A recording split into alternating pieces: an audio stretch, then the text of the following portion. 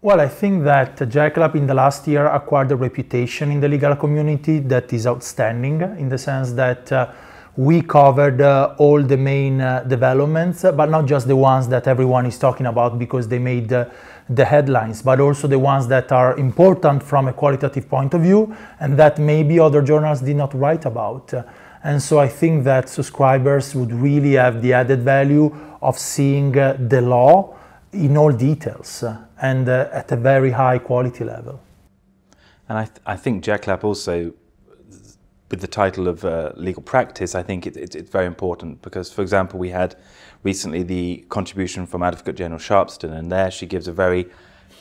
critical view of pleadings before the court and how lawyers should narrow their pleadings and target what they're saying. And I think that those kind of contributions are helpful for lawyers in practice to understand, which other journals may not capture.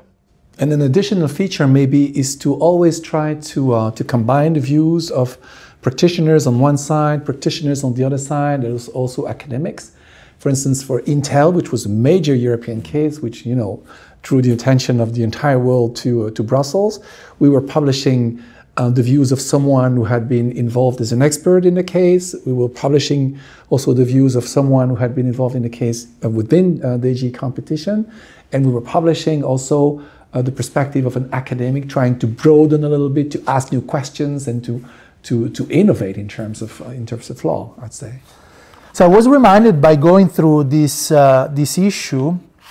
that we had this case, Schenker Austria, about the error of law, where we had actually a German judge writing about it, and then we also had this practitioner, this very young practitioners writing about the same case. So it was excellent to have the view from a judge in Luxembourg and from a practitioners in Brussels, which also shows in a way the fact that this journal is a meritocratic journal, in the sense that everyone that has something qualitative to say, it will be allowed to do that. And also I think JECLAP is a platform for